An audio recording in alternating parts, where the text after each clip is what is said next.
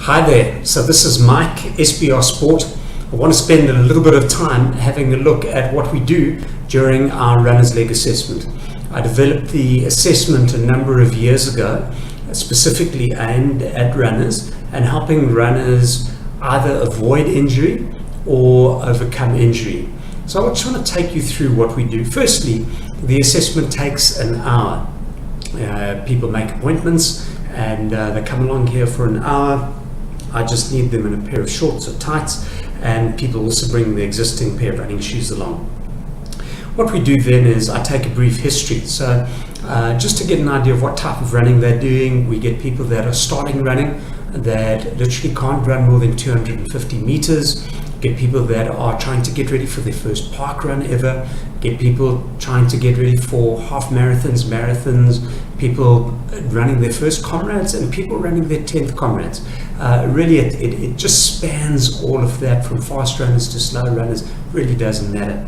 So the assessment starts with that history.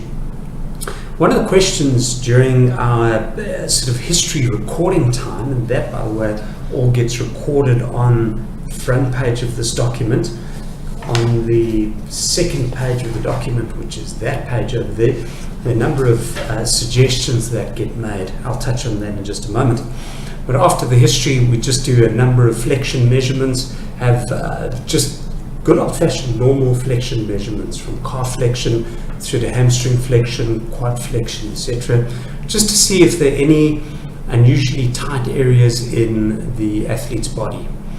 And once we've done that, we begin to just have a look for the telltale signs of injuries. They're just some very, very common injuries that runners suffer from. Things like shin splints, things like ITB, things like runner's knee. Obviously, if things are too complex, then we bounce people up to get to a specialist sports physician or an orthopedic specialist. But for the most part, I would say 95% of all running injuries are fairly basic. And so we just do a couple of checks and we work through, try and pick up where those injuries are. Once that's done, we move to the next phase. And the next phase means taking a look at the person's running shoes. That's obviously if the person's got an existing pair of running shoes, they would bring them along. It always helps if the running shoes got a little bit of mileage on it. It gives me an idea of the sort of stresses that the running shoe is going through, whether the foam is impacted on any section of the running shoe, to have a look at the tread and the wear of the running shoe. Kind of tells you a whole lot about how that person's running. And from then, we get the person onto the treadmill. I've got the treadmill behind me. In a moment, I'm going to shift the camera around and I'll show you what a typical recording looks like as we get a runner on the actual treadmill itself. So that's the plan. Once the runner's on the treadmill, we film the runner, we film them from behind, we film them from the side, and with a software program that we developed ourselves, we're able to measure a whole bunch of angles, things like pronation, things like hip instability, where they strike as far as a forefoot strike or a full foot strike is concerned, whether there is tightness in their hip flexors, their forward lean. All of those things are measured, and those measurements are recorded there in degree format.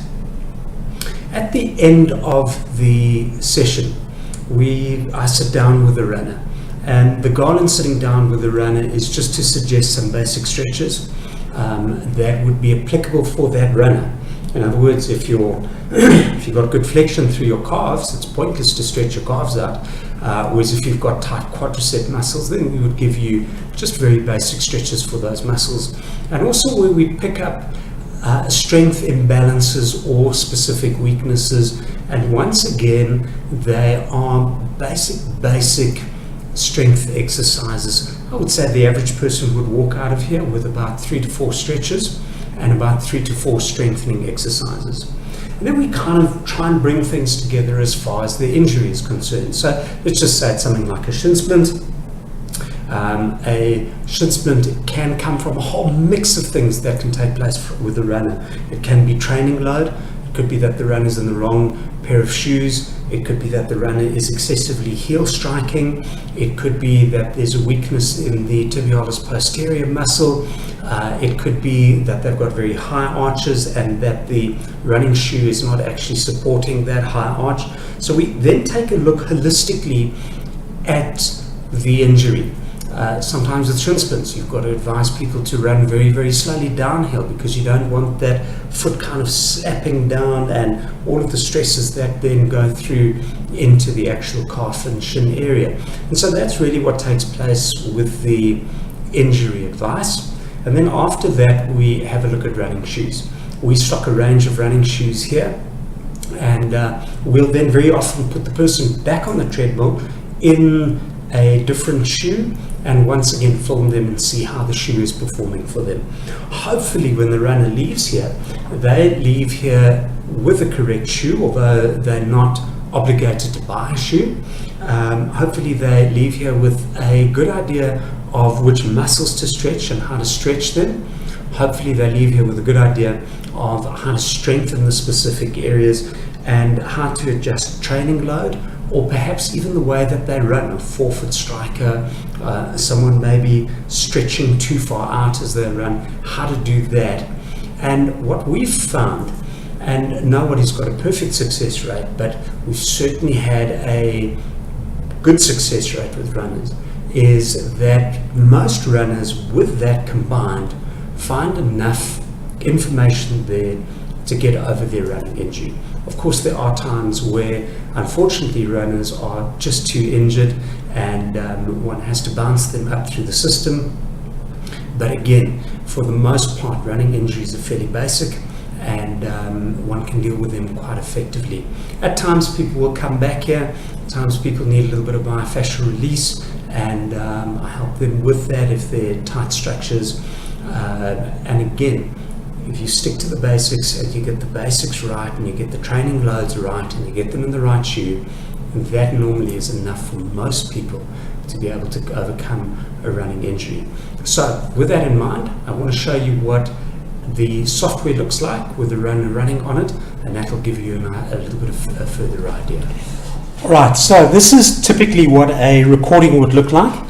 A runner film from behind, and what you can see is that we can put the runner in slow motion and have a look at their running. A couple of things that you can immediately pick up here is that there is a mild kind of pronation going through on the right foot, which is fine. It's not a heavy pronation, 1.3 degrees, and yet if we go through over here on the left foot, we've got a markedly higher rate of pronation at about 4.2 degrees, 3.7 to 4.2 degrees. You can pick up all sorts of things.